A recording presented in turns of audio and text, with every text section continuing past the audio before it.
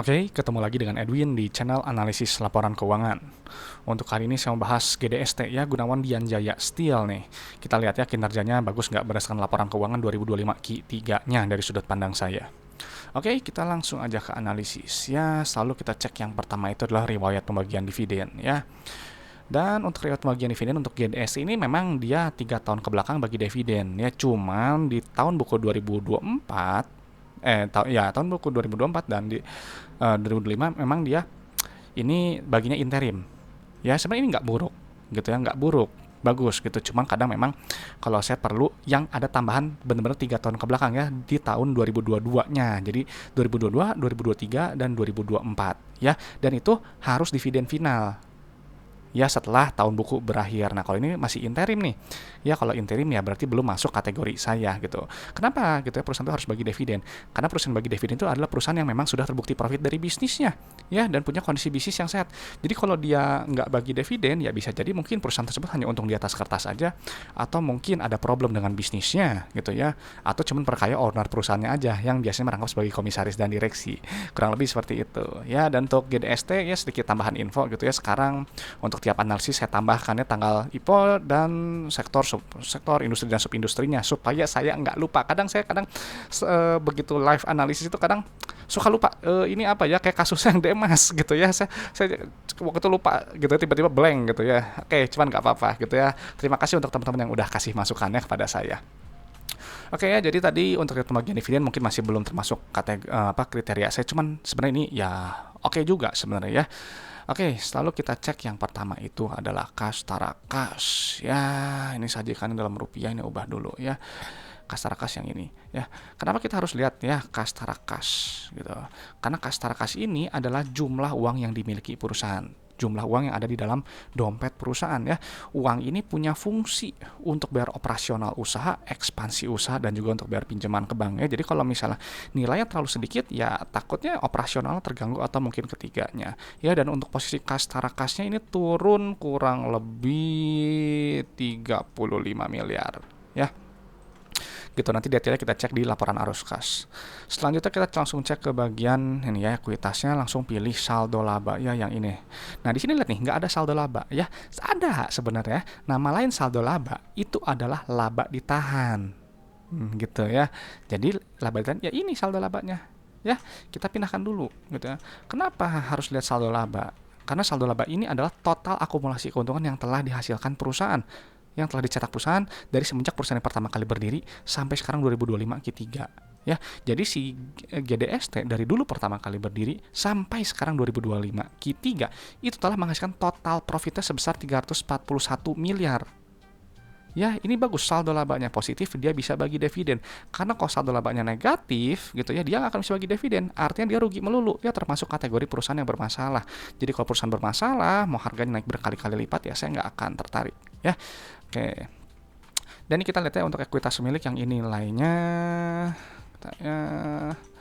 kita pindahkan dulu ya. Kenapa harus kita lihat ekuitas ya? Karena untuk lihat ini ya nih rasio saldo laba terhadap modal awal ya, ini kita lihat ini nilainya 0,32. Artinya apa gitu ya, perusahaan ini telah menghasilkan profitnya itu sebesar 0,3 kali modalnya ya. Jadi kalau teman-teman punya bisnis modal 1 miliar itu telah menghasilkan total profit itu sekitar 320 juta ya, dan itu di luar dividen yang telah dibagikan ya. Jadi ini bagus, tapi ya sebenarnya belum balik modal gitu ya, karena kalau udah balik modal gitu ya nilainya 1.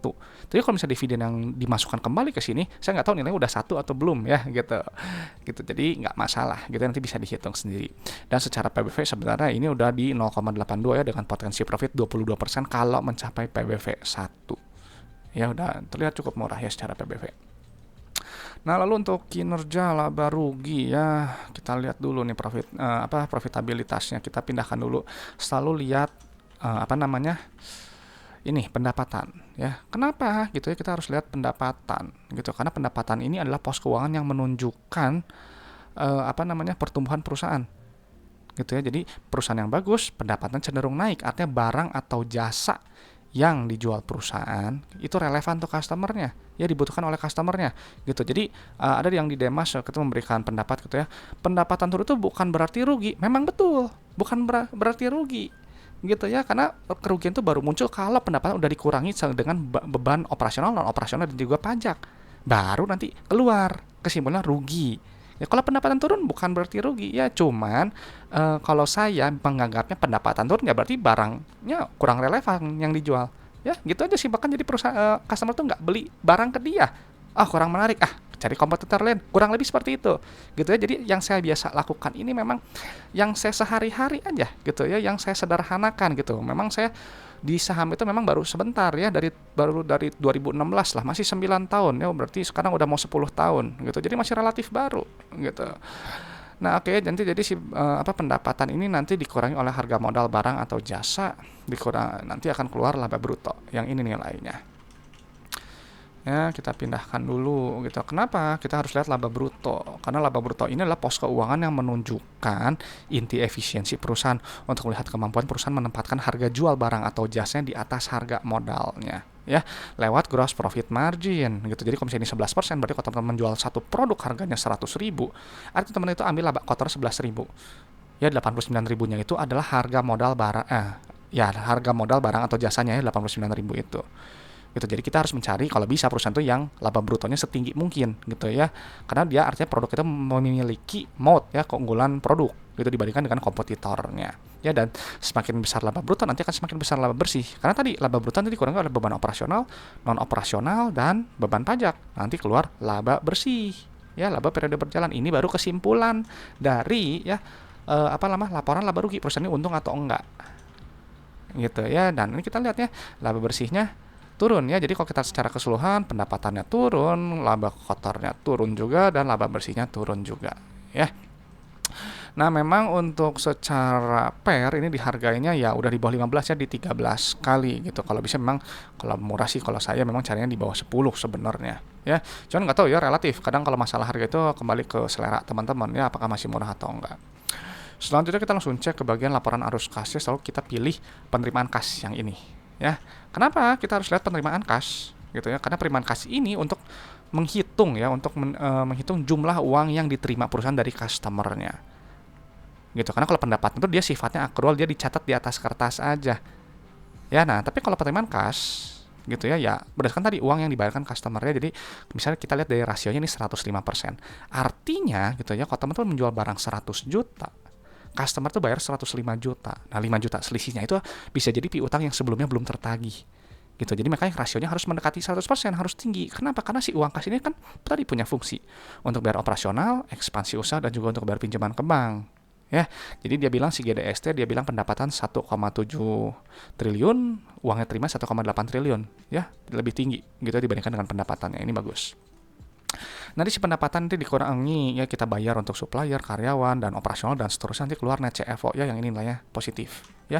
Ini bagus ya, harus positif gitu. Kenapa nilainya harus positif gitu? Karena kalau dia positif, artinya bisnisnya itu menghasilkan uang tunai ya. Jadi uangnya itu uang yang diterima customer itu nggak cuma habis hanya untuk bayar operasional ya. Analogikan teman-teman punya bisnis, punya usaha kecil, uangnya itu hanya habis hanya untuk bayar karyawan aja, hanya habis untuk operasional, nggak ada uang sisa. Artinya apa? Nggak dapat apa-apa ya gitu. Jadi makanya net CFO-nya wajib positif ya. Dan untuk kinerja net CFO ini turunnya lumayan sekali ya, besar sekali. Kenapa nih bisa besar? Ya mungkin ini ada pembayaran beban bunga. Nah, bisa jadi nih.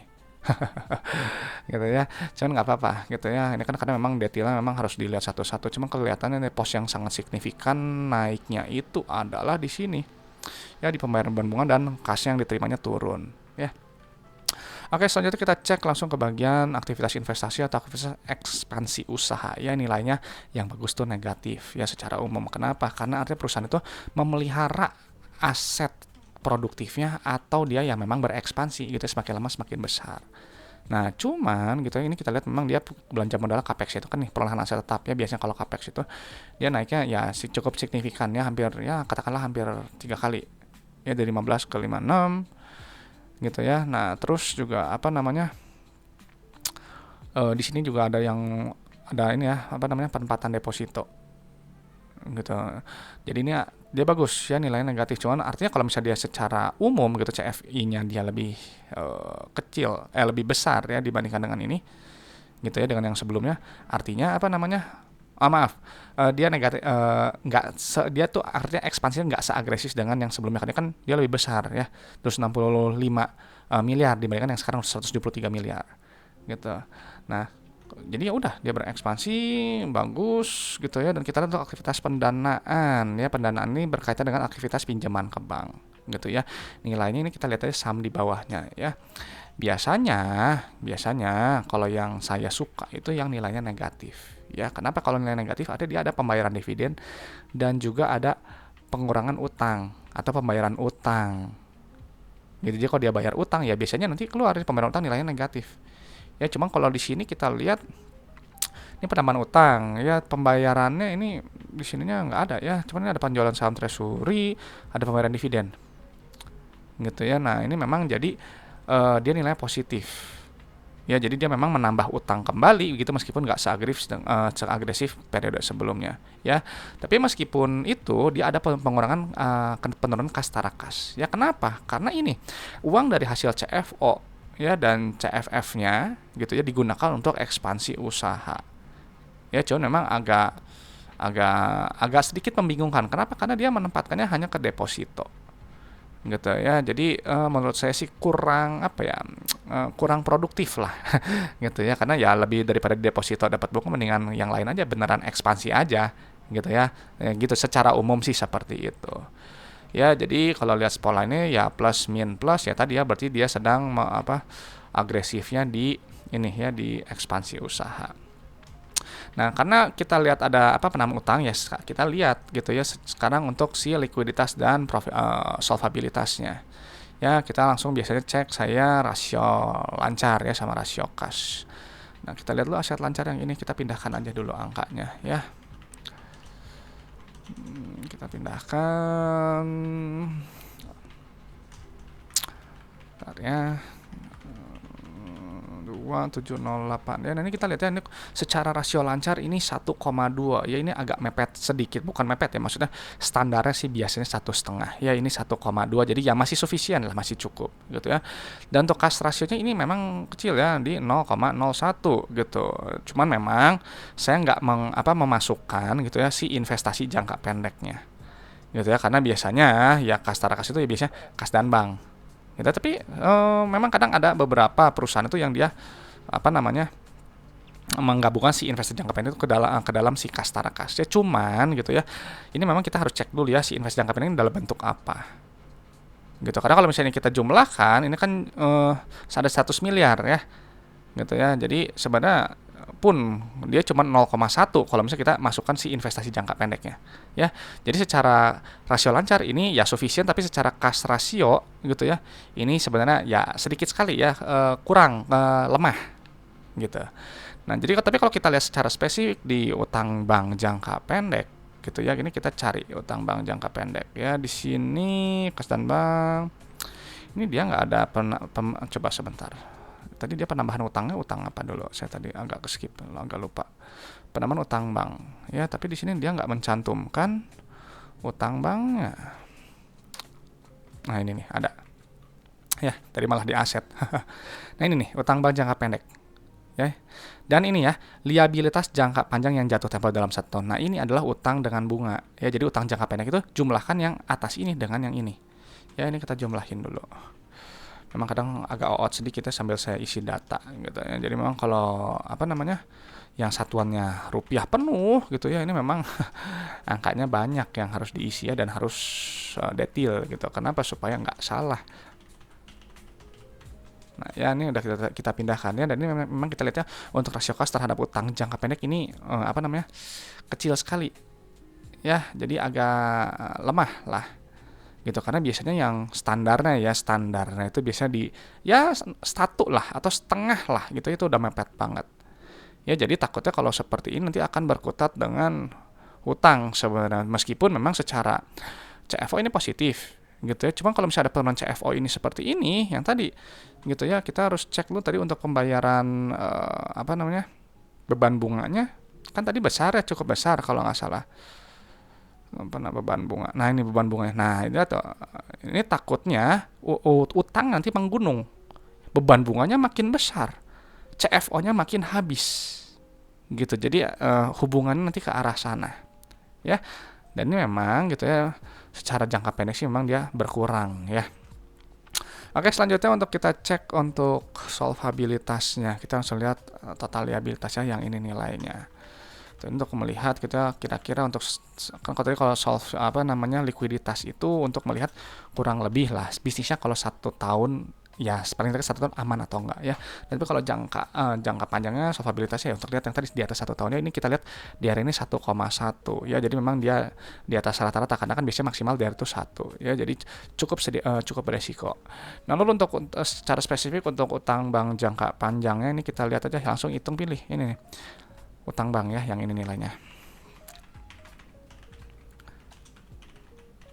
Karena agak otik kita ini angkanya bagus semua ya. Yang tadi 666, yang ini 888, ini 2. Ini agak otot ya. Jadi kita lihatnya memang secara untuk jangka panjang sih long term debt to equity ratio-nya ini rendah ya di 0,25 gitu. Jadi sebenarnya jangka panjang sih sebenarnya masih aman gitu, masih banyak yang bisa katakanlah dijaminkan gitu ya. Jadi masih bisa kasih, bank itu masih melihat masih bisa kasih pinjaman. Tapi untuk jangka pendek tampaknya sih ini takutnya kalau misalnya memang DCFO-nya benar-benar ganggu sekali nanti ya ini mungkin akan ada mungkin problem di masalah pembayaran utang bank jangka pendeknya. Jadi perlu diperhatikan untuk kuartal-kuartal berikutnya ya di Q4 sama di tahun-tahun ke depannya. Nah, jadi setelah kita pindahkan data-data keuangannya memang untuk Gunawan Dian Jaya Steel atau GDST ini ya memang buat saya masih cukup menarik ya. Kenapa? Karena ya pembayaran dividennya untuk dividen film baru 1 kali ya di tahun buku 2023. Memang kalau 2024 dan 2000 ini masih interim. Ya, saya perlunya yang dividen final gitu setelah tahun buku berakhir gitu. Jadi memang belum termasuk kriteria saya ya. Lalu untuk saldo laba memang dia positif ya, bagus. Dia bank sell profitnya 0,32 kali modal ya. PBV memang udah cukup murah di 0,8, potensi profit 22% kalau mencapai PBV 1 ya. Dan PER juga sebenarnya ya udah di bawah 15 ya, di 13 kali. Namun untuk catatan aja tadi laporan arus kas ya, tadi memang ini penurunan CFO-nya agak lumayan gitu ya, karena tadi ada beban bunga yang mengerus agak lumayan ya. Dan di balik itu semua gitu ya, dia ada pinjaman ke bank juga dan fokusnya masih ke ekspansi usaha ya, meskipun dia nggak seagresif yang periode sebelumnya. Nah, cuman kembali ya, kalau bisa kita lihat gitu ya, tadi untuk bagian likuiditas dan solvensinya untuk jangka pendek memang ini beresiko ya, karena ini rasionya mepet gitu. Dan tadi kita lihat beban bunga juga naik. Nah, meskipun dalam jangka panjang sih masih oke ya, cuman ini juga mulai naik nih ya long term debt to equity-nya. Dan secara umum total utangnya ini bertambah ya, dan paling yang harus diwaspadai itu adalah tadi ya beban bunganya gitu. Karena kalau lama-kelamaan takutnya ya tadi CFO-nya tergerus habis gitu ya. Jadi kalau CFO-nya udah negatif ya sudah, berarti itu red flag gitu ya. Nah, jadi mungkin itu aja sih pendapat saya untuk GDST gitu ya. Nggak tahu nih buat teman-teman menarik nggak sih GDST ya, boleh sampaikan pendapatnya di kolom komentar ya. Dan teman-teman perlu diketahui bahwa analisis laporan keuangan ini hanyalah sebagian kecil dari fundamental dan hanya menilai kinerja masa lalu sampai 2025 Q3 ya. Jadi untuk Q4 sekarang berjalan, tahun-tahun ke depan gimana saya nggak tahu ya, saya nggak bahas itu. Silahkan aja teman-teman yang lakukan proyeksi sendiri gitu, apakah masih bagus atau enggak gitu. Dan sekali lagi saya selalu sampaikan di sini kita hanya bahas kinerja berdasarkan laporan keuangan ya. Jadi saya nggak bahas tentang harganya akan naik atau turun atau masalah kemana tuh di Demas juga ya, akumulasi dan distribusi, enggak, saya nggak bahas itu ya. Sesuai nama channelnya analisis laporan keuangan ya, fokusnya di laporan keuangan aja ya. Oke teman-teman, terima kasih sudah menyimak ya. Dan kalau teman-teman ada request sama atau ada pertanyaan, sampaikan di kolom komentar ya, supaya nanti saya respon, nanti saya jadwalkan. Dan itu aja, mungkin paling informasi aja. Saya terbuka untuk kerjasama gitu ya, sponsorship dan juga collab ya. Silahkan yang berminat bisa hubungi saya. Kontak saya ada di screen dan juga di deskripsi video ya. Dan mungkin sedikit pengumuman ya gitu. Jadi kemarin ya tadi ya, saya itu sedang mengerjakan satu template lagi gitu ya. Jadi kan ini kan memang kemarin tuh saya kan untuk perbankan, non bank semua pakai yang ini ya. Nah, saya memang sempat kepikiran juga gitu ya, saya mau bikin satu Excel lagi khusus untuk yang perusahaan-perusahaan sektor keuangan ya, untuk tadi perbankan, asuransi dan juga leasing gitu ya. Cuman memang itu memang agak rumit ya, dan juga memang perlu dibuat dengan cukup teliti gitu ya. Jadi memang perlu waktu gitu ya, dan saya juga memang keterbatasan waktu juga, jadi masih belum tahu kira-kira kapan beresnya ya, tapi mudah-mudahan cepat selesai juga gitu. Oke teman-teman, itu aja. Terima kasih sudah menyimak dan semoga sharing dari saya ini bisa bermanfaat dan juga bisa memperkaya pandangan teman-teman dalam menilai suatu perusahaan. Saya Adun dari channel analisis laporan keuangan. Sampai jumpa di video-video berikutnya.